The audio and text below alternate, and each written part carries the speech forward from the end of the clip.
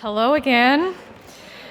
I'm very excited to present our next panel, Women in Tech, and for all of us to hear from four amazing women talking about the outstanding work they have been leading and some of the initiatives themselves and their companies launched to not only encourage women to thrive on technology, but to also bring others to the tech scene. They have incredible backgrounds in academia, in the startup and corporate world, and in media. We hope this panel inspires us all to look at women in tech for their impactful footprint. To moderate this panel, we have Jennifer Strong, the host and executive producer of In Machines We Trust, a podcast about artificial intelligence, and the executive producer of The Extortion Economy, a podcast about the ransomware epidemic. Jennifer previously led long-form audio for the Wall Street Journal, where she created and hosted the Future of Everything podcast. All her podcasts have been nominated and received many, many awards. Thank you, Jennifer, Sangeeta, Emily, and Rita, for being with us today. Please help me welcome our guests on stage.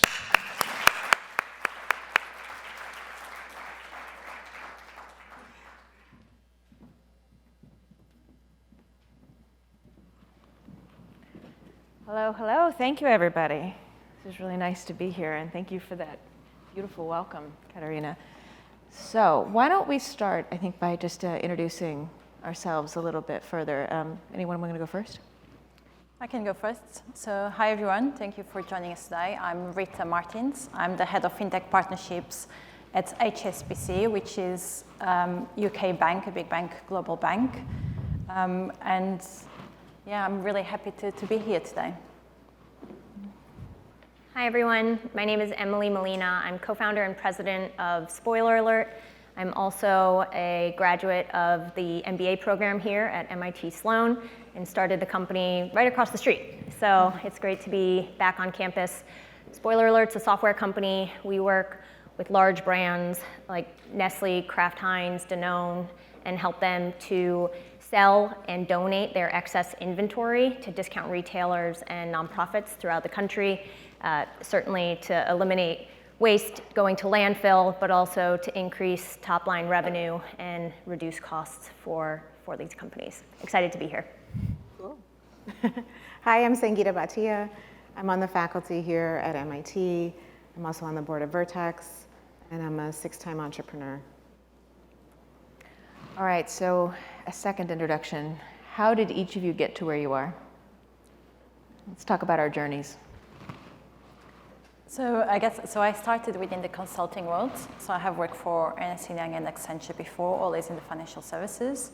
And I think it was 3.5 years, 4 years ago, I moved into HSBC to really look into more the technology side. So I was doing automation. And then I moved more into the FinTech side, really around the partnerships and bringing new companies, startups into the ecosystem internally. That's great. Similar to Rita, I also came from the consulting world, did a lot of work for large federal agencies, supply chain transformation, digital transformation, and wanted to spend more of my time in my career in the sustainability realm. So I came to MIT, to the MBA program, to focus on intersection of sustainability, technology, and entrepreneurship. Didn't expect to start my own company while here, sort of happened into it, a happy mistake, and have just had a lot of fun over the last 7 years building the business and using a lot of the experiences I had in consulting and B2B technology to solve this vexing problem. I also trained here. I was in the MD PhD program that's joint with Harvard. And when I graduated, I actually went out to UCSD, so Southern California, for my first faculty position. And after a few years, I realized that I really missed the intensity of Cambridge and came back and joined the faculty in 2005. And at MIT, I do my own research, but I also started a nanomedicine center, which is a collection of about 200 researchers interested in the interface of nanotechnology and medicine, and having a blast. All right, so today I'm an editorial director of MIT Technology Review, which is the oldest tech magazine in the world. I started, well, I am a first generation to go to college directly from high school. I have kind of a different path, I would say, and knew what I wanted to do, felt very strongly what I wanted to do, right, telling stories. And so I started my first paying job in radio. I was a teenager. And so I've been at this well over 30 years now, kind of went through the path of radio and then pivoted, created Wall Street Journal's among their first podcasts back in 2005, and then came back again and created their long form unit and Future of Everything. So it's a roundabout way of saying this is who we are, this is how we got here, and why are we having this conversation in 2022? Why are we having a lot of these conversations in 2022? And I guess the elephant in the room, we had a record year for venture funding again last year. Any guesses as to the percentage that went to women?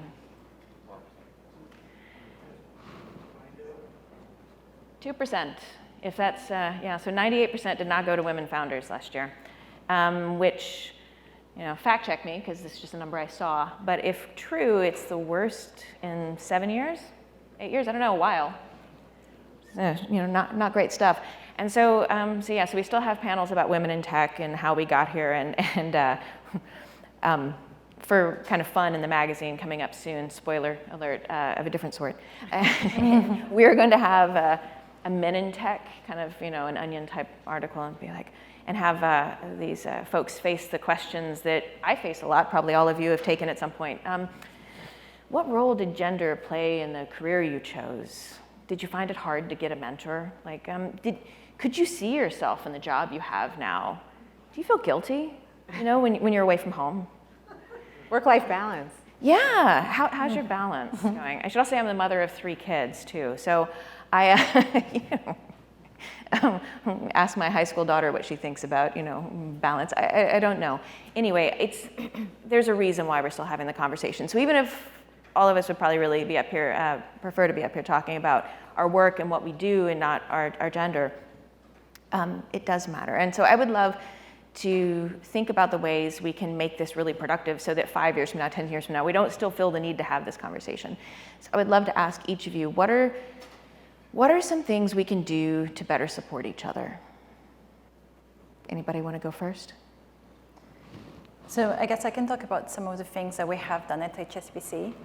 So in 2018, or I think it was 2018, we did a research, actually. We asked a few entrepreneurs, I think it was 1,200 entrepreneurs, to identify why do we not have so many entrepreneurs being invested in VC? And we found that actually, at the time, I think it was 3%. So it's interesting to see that actually we went down after the pandemic, 2%. Yeah. And we found out that there's 3 main things that are really not helping, I guess, having more female founders being invested. So the first one is really around the networking, making sure that females or minorities have the same networking than other founders. The second one is really finding that mentor or someone who will open doors and start really sharing their names and sharing what the company does, even when they are not in the room. And the third one is still the bias, which, we all have, even if we don't realize. And the reality is that in the investment world, it's still very much a male world. So you will have founders that are going to be pitching for money, for funding.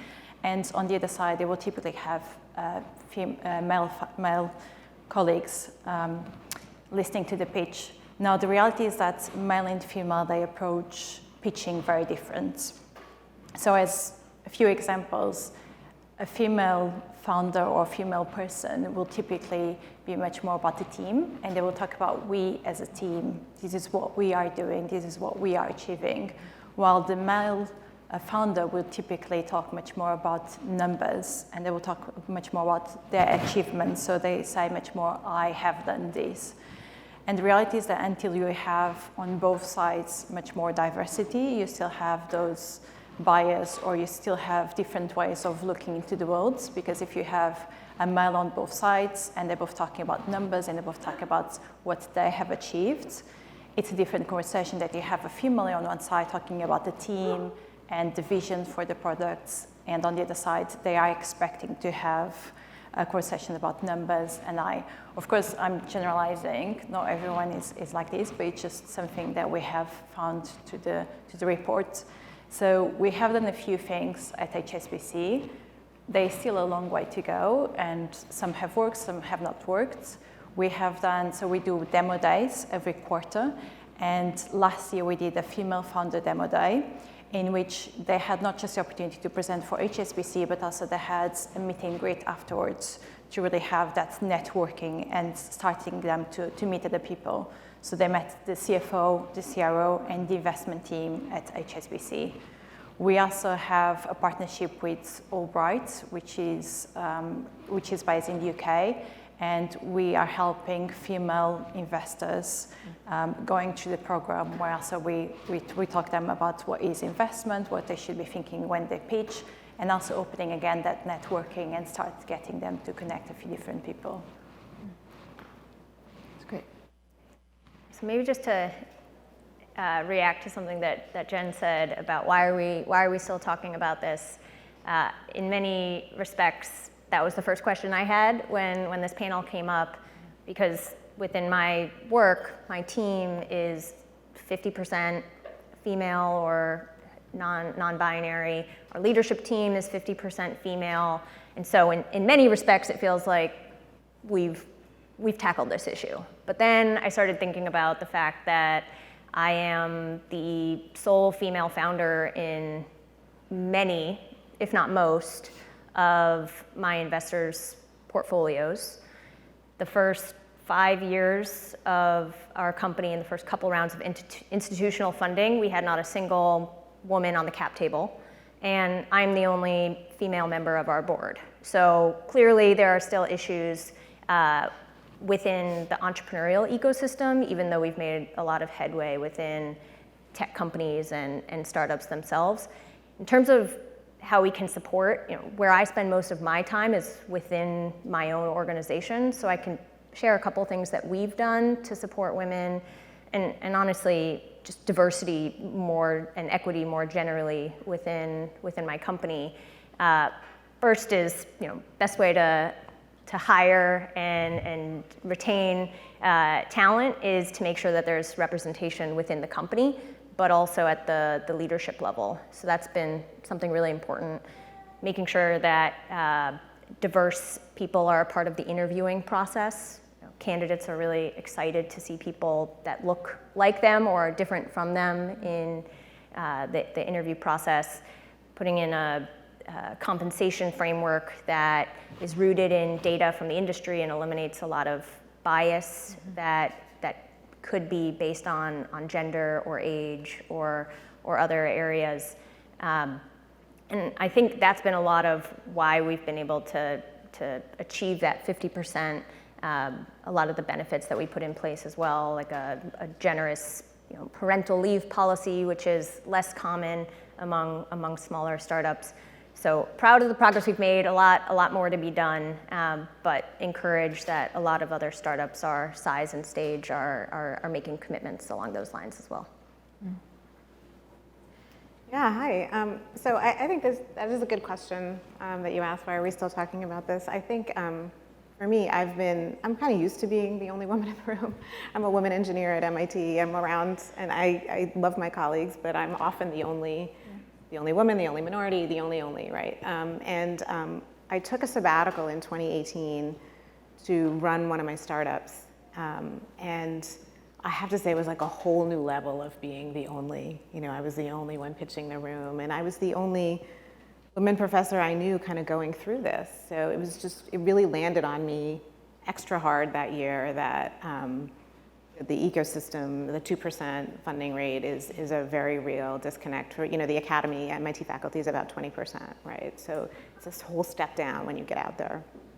And what I realized is that women haven't been having the conversation. So it's much broader than networking. I would call it kind of like ecosystem engagement. There's just so many things that I know my women colleagues would benefit from being exposed to. So the first time when I got on the Vertex board, I'd said to the CEO at the time, "You're taking a chance on me." And he was like, "No, we're not." There's many people on the board that had no prior public board experience.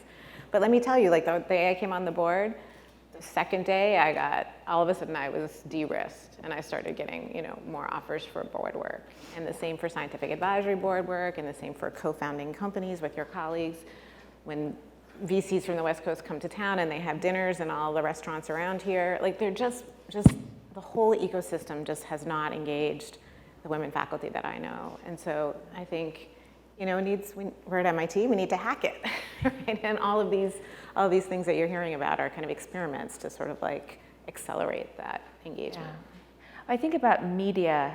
Media is now very female. It's changed a lot in the first time I joined the Journal, second time I joined the Wall Street Journal, a lot more women around, right?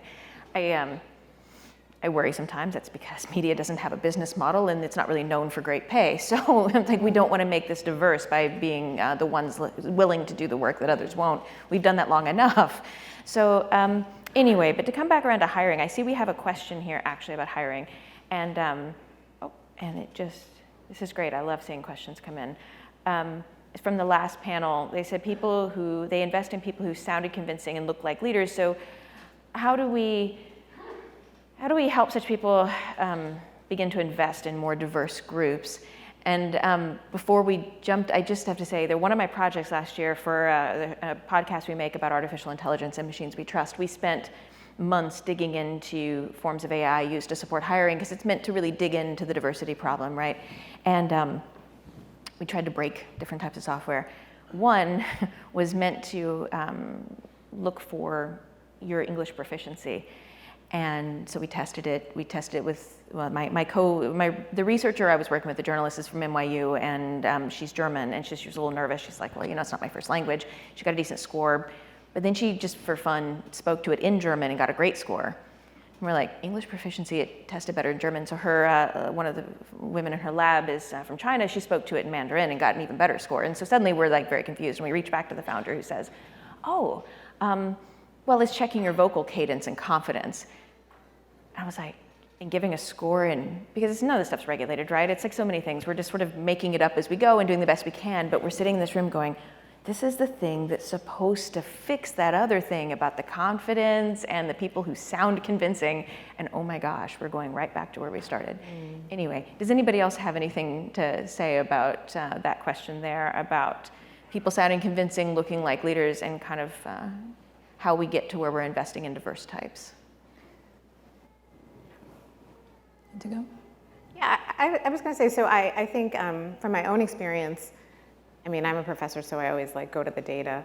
And what I realized is that it really always helped me to know the comps in my field, right? I was never going to be the one that was asking for less of investment or less of evaluation. And so, I tell my female colleagues, to kind of do their homework. And then to your point about how a pitch goes, it's now been shown that women entrepreneurs get asked about risk and men get asked about vision. But the power is, if you know that and you're a woman and you're pitching and you hear it come in, oh, they're asking me about risk, you can pivot to vision, right? But you just have to know. Yeah. So a lot of it is sort of being equipped to engage with the system, to be confident, to know the data, to pivot to vision, all of those things. Yeah, well, that makes sense. But the sounding most confident in your native language, but what if we just sounded more confident as women generally? Yeah. Yes. Yeah. I think the other one is, what does a leader really means, right? And it will mean different things for different people. And I think one of the other key things that is really happening also in investment is actually what are the KPIs that people are analyzing you when you go for a pitch. And I think as a male or a female, if you know that as well, I think to your point, then you are much more prepared to go and have that conversation. So I think it's having that transparency around what are the KPIs that you're going to be evaluated on. And it's also around just having more diverse people that are evaluating the pitches that are happening, because they will be looking at different things. For them, different ways a good leader will mean different things. So having that clarity, and I totally agree also around just training as well to minorities and to females. And the other thing, which is quite interesting, so I met a few startups, and one of the things that I always have from females, I think even more than male founders, is that sense of almost like I'm not I'm not, it's like almost the imposter syndrome that I have a lot. So I think as a female as well, just having that push, someone telling them, you know what, like you have done all of these things are really great and you just need to go for it. And I think having that and having as well some roles. So if you have seen more female founders that actually have successful startups, then you also know that yourself, you can go for it as well. It's true. I think we've talked a good amount, in part because it was the question, about the dynamics of the pitch itself. And I thought a lot of great ideas here. I think one of the other issues that I've heard from some of our investors and other friends who are investors is honestly just deal flow and network. Mm-hmm. So much of the fundraising process is working your network. And if funds are, primarily men, then it's harder to sometimes be able to connect with female entrepreneurs. And so I think just making sure that being really intentional about the spaces that you play in, coming to institutions like MIT where there are a lot of aspiring female founders, and participating in a lot of organizations where there are growing communities of women interested in starting companies, and making sure that those connections are being made between funders and founders, when historically it might be more of an old boys club. So I think really the networking piece is important to fix as well as a part of the funnel. Yeah, I love all of these things coming from the audience. Thank you. Please keep them coming. The first, the one with the most votes here at the moment, how can we support women in technical and leadership positions without making them feel like they got the job specifically because they're women? This is really important right now. Do you have thoughts? Well, I mean, if you are in a leadership position, you're going to get training, right? I shouldn't get training because I'm a woman. Right. Sorry. But I mean, how many of us have been in conversations in the last 2 years where it's like, okay, we have this opening and it really needs to be a woman. And so whoever is being interviewed or hired into it. Yeah, but we need to stop talking about women or gender. We need to talk about skills, right? Yes. So what is the role, what is the position that we are looking for, and what are the skills that we're looking for? Now, if you have a certain person that has that skills and it's missing one of the skills, of course they need to go on training, but it's the same thing for the leadership. We need to stop talking about, is it a woman or is it a minority, whatever. It's a role position that you have some skills that you need to go and hire for. It's interesting because there's a few companies that have started doing this where they take the name out of the CV as well. And then you start just looking into the skills. And I think we need to also start doing this, like we don't need to take the name, but think about the skills. Forget about, is it a man, is it a female? And it's also why we stopped having photos on our CVs. I still remember that we used to have photos on the CVs, and we stopped that because we also have that bias. I have that bias. And we know, I think there are studies on this, that pretty people will get much more the empathy initially they have. So we need to stop looking into photos, we need to stop looking into names and gender, and start focusing on the skills. Thank you for also, by the way, we looked at a lot of AI for hiring that was fabulous. I should point out, we saw some crazy things. There was also some wonderful things, and we should probably, in addition to photos, not be considering location as much as we do. To be honest, that's how we, if we're going to talk about inclusion, also include people from different neighborhoods and not evaluating the commute. I think that was something for a long time that we considered the proximity, and we should not be doing that necessarily. Anybody else to add to that last bit before we go on? I thought that was a great answer. Somebody has a very much related, let me find where it went. There's she said not a question, but a story. I see where that one went. Here we go. Not a question, just a story. I was asked to be on the board of a large organization as the first woman. After many interviews, they decided to go with a man because he has more capacity to work. I've heard this story, and I've lived and seen this story, and it wasn't just the capacity to work. I've often heard because they have the right experience. So I don't know what we do about that one. It is a real issue in searching for people of different backgrounds to lead an organization who don't necessarily have enough leadership experience, but everybody has to get it somewhere. I had an interesting conversation about this one recently. There is an issue with just diversity generally on boards. We're talking about gender, so I'll focus on that one here. Oftentimes, a larger company is looking for someone to fill a board position that does have specific experience, and that's important. And that's why I think we need to go further back and solve the problem earlier. So for instance, if it's important that someone on a board has P&L experience, which I'm not going to doubt that that is an important qualification, how do we get more women in positions where they have P&L experience so that we're building a bigger community to then pull upon? It's not going to necessarily solve the problem today or tomorrow, but I think it will net better results longer term. So not just trying to solve it today, but create the pipeline leading up to it. Yeah, absolutely. So if I may, I think on the boards as well, I think we need to be clear as well that your first board position is really hard, no matter your gender, because yes, there is going to be a lot of that of you don't have the experience. I think what's important being a male or a female is understanding actually what do I bring for boards, what are my skill sets I'm bringing for boards, and also understanding how do you get board positions. In reality, these board positions you can get it two ways. One of that is actually applying for roles, and the second one is really around your networking. So I see this a lot with startups, where actually they know someone, they know it, they have worked with them in a formal way, and then they ask them to be part of the board. So it's also, again, the transparency around what does it mean to be on a board, how do I get to a board, and what skills do I bring to the board, because then you can have a conversation not around do they have more time, do they have more commitment, but it's around what are the skills that you're looking for, and these are the skills I can bring. And if there isn't that much, that's fine. You can go and talk with another company that is looking for those skills. Yeah, absolutely. I wanted to add, I mean, I think the pipeline is great and better preparation is great, but I also think we should just change the game. Yeah. Like we should just put people that are good thinkers in the boardroom, because I think all of you who sit on boards know it's not rocket science. Like, I mean, it's not going to be the head of audit, right? Because they need P&L experience.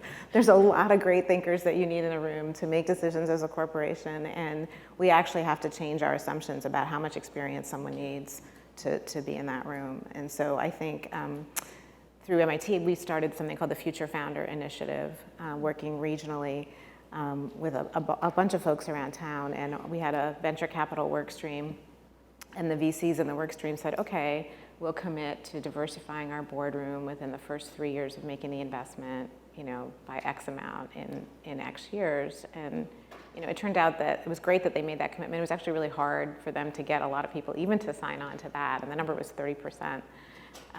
But in the conversations, I think it's very clear that you could actually just make a decision to do that, right? So yeah. I think we need a pipeline, and we need women to be more prepared, and we need them actually to want to do it, because sometimes they don't know anyone who's a board member and they're not even interested in doing it. Right. All of those things, but we also need the decision makers to just put them on as an observer. They don't even have to be a board member. Yeah, just get them in the room. I'm so glad you brought that up. It's like long before the conversation was, wow, are they considering me for this because they really want to put a woman in here? There was the other, changing our assumptions of what we see as being an expert or a leader or fill in the blank. I was thinking, I was a public policy reporter for radio for a long time before I started telling tech stories. And it was a question with some of these early things that I was building and creating, really in a room full of smart people asking, it would be kind of odd to have a woman tell that story, because there just weren't other female voices in tech, and newscasters. And so it was a question, do you worry about having the authority to have this conversation? And I was, part of me, fairly offended, going, well, they thought I had enough authority to let me go interview the Secretary of Defense at Pentagon, but maybe I don't have enough authority to talk about that tech applied differently, okay. But followed by, it's how we see, and how do we start to see women or people of different backgrounds. So at least within media, something I think we've tried to do a better job, and I certainly personally try very hard to do, is to consider your sourcing. Who is an expert? Don't keep going to the same well of experts all the time. Let's actually, because a diversity of thought, not just gender, different institutions, different backgrounds, different cultures. we are all, it's actually a better, more interesting experience when we include many more people. So it makes us all better at what we do. Let's see, you have a highly diverse background, says Tucson, and how have you leveraged this to differentiate yourself and your companies as industry leaders? What is your best advice for aspiring women founders and leaders?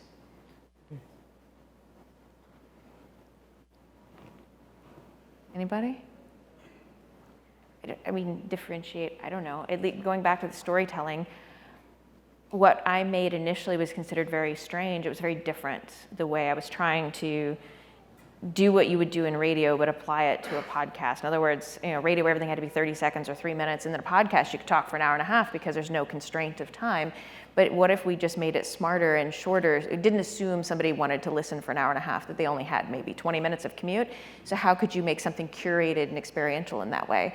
And tried to not record in studios before we were all from home, because it's more interesting actually if you don't, again, other people's lived experience. If you could go be in their lab, wouldn't that be more cool than talking to them on the phone? Let's go see what they do and why they're excited. And anyway, so I guess it was different because it was a different experience. And maybe it was different a little bit because I was different too. So that would be one way.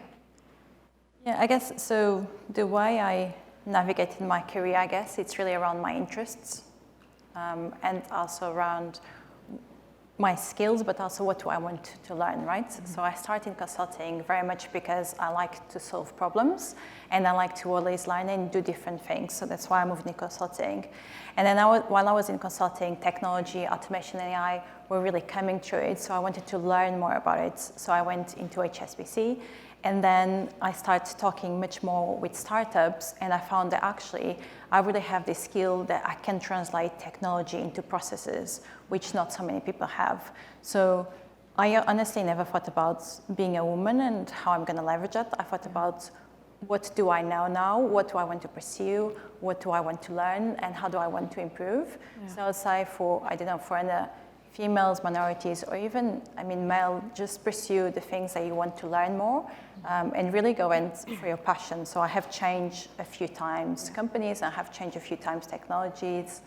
And I think that's, for me, it really works out because I like to be always learning and I'm comfortable being uncomfortable. So I'm really okay to go to a meeting and I know nothing about the technology, but by the end of the meeting, I'll know. So that's something that I'm comfortable doing, but I know many males and females are not comfortable with that. So let's forget about being a male or female, but think about what it is that you want to do. Because, we spend so much time with our works, really think about what you want to spend that time doing and enjoying. Yeah, embrace our differences wherever they come from. Yeah, absolutely. Yes. Building on that, maybe a little counterintuitive, but throughout most of my career, before starting a company and then even once starting a company, I didn't really think about my gender very much. Yeah. So the advice I'll give to female founders is don't think of your gender as an impediment or an obstacle. And the truth of the matter is sometimes I do get opportunities because of my gender where there's a conference and it's an all-male panel and they need a female speaker and there's a high degree of likelihood I'm being invited because I'm a woman.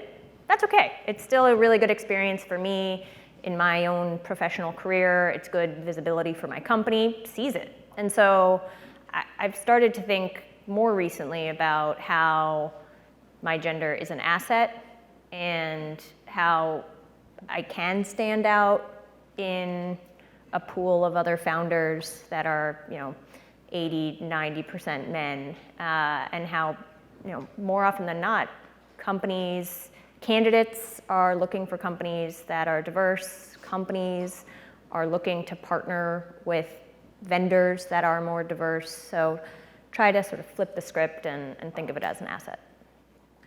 I'm loving all of these questions. Thank you, everybody. We'll try to speed through them a bit so we can get to more. How do we promote more female leadership styles, more women free to be women versus having to be more like men? I think if there was a formula for this, we would have adopted it probably long ago. And it relates back down, unless someone has something to add there. I was going to add, I think for me it took a while for me to find kind of my authentic voice as a leader. And when I first came to MIT, it was a long time ago, I won't say when, I was in mechanical engineering and I was one of 2 women. And I remember like wearing pantsuits and no makeup and wanting my like gender to disappear. Like I wanted it to be a non-issue. Like I was there to learn mechanical engineering. And then I think over time, as I progressed in my career and I got confident and found my own leadership style, you know, like I don't have them on today, but I'm happy to wear stilettos because I like them. And you know, and I think you learn a leadership style that you can be the best version of yourself when you've figured out who you are. And that I think that amplifies with me more and more over time. And even to the point now where I'm a mom, I think many of us are mothers, for that company that I was telling you about where I took a year sabbatical, I would just say in the pitch room, it's like my 3rd baby. I have 2 girls already, this is my next one. It's gonna keep me up at night, I'm gonna grow it up, I'm gonna like take it to the point until someone else can take it over, and everyone was like, okay, we get that. You know, so and it worked for me because it was my real self. Absolutely. Okay, so that feels familiar and like home. I'll just say there was a moment, you know, going through my work, you don't want to think about. It's not why you're doing what you're doing. I didn't decide to go cover anything because I was a girl. But there was a moment during an election night when everything was breaking and I was directing and producing and there's a room of people and someone pointed out, do you know you never yell? When everything breaks and we're like trying to get AP and write it out in Sharpie and hold it to the glass for the anchor and it's like the stakes feel very high and everybody's very stressed and you know, it was one of those quick night, you know, election returns type nights and we can't get our tech to cooperate and see scripts. And they're like, you don't yell. And I was like, it's true because it wouldn't help. And I was like, oh, right, this might be another, it doesn't have to be a gender thing, but this is one of those differentiating things where we can be comfortable being ourselves and it's, maybe it makes the environment a little bit better. Anyway, let's see. No one ever asked me whether I felt guilty, although I was a full partner raising 3 kids. No one questioned my seriousness or commitment. Why is this so systemic? Why can't we move on, says John. Great question. Let's move on then, if it's something we get to choose. What we give back here, we have confidence production in women is a 2-edged sword. Amen. There is still a massive expectation of how women should behave, dress, and speak, and acting confident can be detrimental. It's yes, and I also love my stilettos, and no one has to tell me to wear them or not wear them. I don't know what to do with that either, really. But it is true, it is a dual-edged sword. I've had the performance review where you should be more confident, and also the performance review where, you know, you're pretty aggressive or overconfident. So, I think it's also cultural as well. So I'm from Portugal. I'm originally from Portugal, so English is not my first language. And in Portugal, we are much more direct. So I can tell you that when I moved to London, I had to change my style slightly. And it wasn't, to be honest, it wasn't really around gender, it was just a cultural thing where I had to learn that actually like you need to use some different words in English and you cannot be as direct because it's not a cultural thing. So it's also a thing about the culture of the company or the VC that you're talking to because that also changes. Yeah. One of the probably most important questions, I think, too, because there feels like there's something we can really say or do about it. From Victor, from your experience, what could men do to become better allies to women who are active or interested in the ecosystem? Sponsor, mentor, open the doors for us. Yeah, so to speak, yes. Those are good ones. I think just expanding your network. So it's easy to network with people who have similar backgrounds to you, but pushing yourself to diversify your network. And hopefully that means you'll be able to help some underrepresented groups that are newer to the space, but it may also benefit you in your work and your career. So hopefully some mutual benefits. Yeah. I think all of those things, put them on your boards, put them on your advisory boards. If your investors, fund them. And if you don't know who, I have a lot of colleagues that come to me and say, like, I really want to do this, I don't know who. And so at the Mass General Brigham and at MIT, we actually have a list of qualified faculty who are super qualified for all of these positions. So just dig a little deeper beyond kind of what's top of mind. Yeah. Challenge your assumptions, maybe. Next time you're making a decision or deciding who to invite along or include. Yeah. Who is qualified, right, to maybe expand that point of view. What else do we see here? Another story that impacts this great discussion. I'm a middle-aged man that was being considered for a board position that I would have been told I would have been great, but they wanted more diversity on the board. I can imagine, say, a lot of people have that story right now, but on both sides, too, in different ways. What else do we see here? If I may, I want to make an invitation. Yes. So tomorrow night at MIT, we're having something called the Future Founder Initiative Prize Competition. We have 9 amazing women faculty sharing their company ideas for the first time. This is an inaugural competition. It's sponsored by North Pond Ventures. So if anyone wants to come across the street, it's at 5 o'clock at the Koch Institute, and you'll meet 9 amazing new women faculty who I think all are future entrepreneurs and future serial entrepreneurs. Yay. It's fantastic. We're almost out of time. Does anybody see on this board another question you really are just itching to answer? Let's see, I like, what role does having more female partners and analysts and VCs play in tackling the capital imbalance for female founders? I mean, would seem to be helpful? Yeah, I mean, definitely will be helpful. I think we also need to be mindful though, because sometimes there is a lot of pressure for females and also minorities to play that role. Yeah. So yes, I mean, having different voices, no matter what's the gender, it's of course always helpful, but just be mindful to not put that much pressure, because sometimes there is one female and the expectation is that she's gonna change the whole thing, and as we're discussing, it's a really complex topic. So we're going to need to have a lot of people driving the change. I feel like I've kind of rambled around here. Is there something we have not said that you feel like now is the time to address and we just haven't gone there?